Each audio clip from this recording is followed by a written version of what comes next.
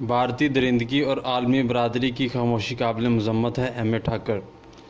خبر شامل کرتے ہیں شوبز کے نگر سے۔ مقبوضہ وادی کشمیر میں 60 سالہ شخص کی بھارتی فورسز کے ہاتھوں شہادت پر جہاں ہر آنکھ اشک بار ہے، وہاں پاکستانی سٹیج کے کنگ، مصنف، ہدایت کار و اداکار ایم اے ٹھاکر کامیڈین نے مقبوضہ کشمیر میں بھارتی فوج کے ہاتھوں 60 سالہ شخص کی شہادت پر اظہار خیال کرتے ہوئے کہا ہے کہ مقبوضہ کشمیر کے علاقہ سوپور میں 3 سالہ نواسے کے سامنے نانا کو بھارتی فوج نے جس درندگی کے ساتھ شہید کیا گیا، اس کی جتنی بھی مذمت کی جائے کم ہے، اور بھارتی فوج کی درندگی سے زیادہ افسوسناک بات یہ ہے کہ عالمی برادری خاموش تماشائی بنی ہوئی ہے۔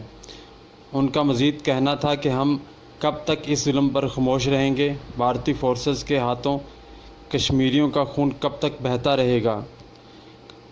کب تک کشمیری اسی طرح شہید ہوتے رہیں گے؟ عالمی دنیا کو اپنی خاموشی توڑتے ہوئے بھارت کی مذمت اور کشمیریوں کی حمایت کا اعلان کرنا ہوگا۔